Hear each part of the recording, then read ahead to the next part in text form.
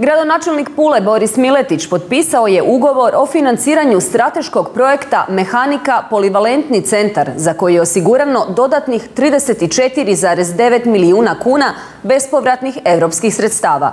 Grad će time gotovo u potpunosti iskoristiti raspoloživa sredstva iz europskog ITU mehanizma, odnosno 150 milijuna kuna bespovratnih sredstava.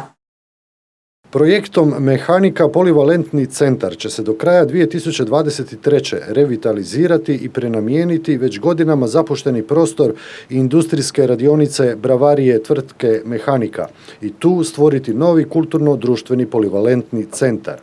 Postojeća infrastruktura u vlasništvu grada će se rekonstruirati, opremiti i prenamijeniti u polivalentni centar koji će uključivati više funkcionalnih jedinica. I to malu i veliku dvoranu, coworking prostor, učionicu, urede, režiju, infopunkt i ostale dodatne sadržaje.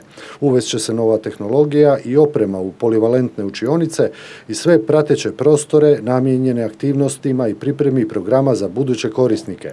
Obnovom, rekonstrukcijom i uređenjem objekta stvorit će se uvjeti za snažan iskorak prema modernizaciji i atraktivnosti kulturnih i društvenih sadržaja koji se nude na području grada Pule. Zahvaljujući uređenju prostora omogućit će se edukacija i primjena multimedijalnih sadržaja te sustavno odvijanje aktivnosti namijenjenih različitih ciljanim skupinama.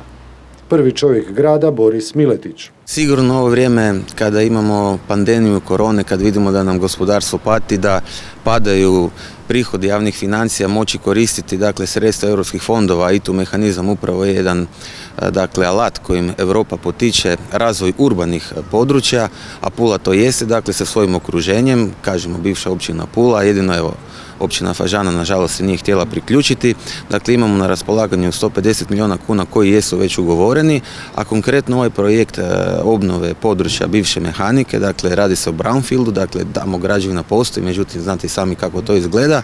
Tamo će nastati jedan kvalitetan polivalentan prostor namijenjen coworkingu, ali i drugim društvenim djelatnostima, ne samo gospodarstvu, već i kulturi. Prema tome jedan iskorak kako urediti jedno derutno područje u nešto sasvim novo, lijepo i vjerujem podići kvalitetu života u našem gradu.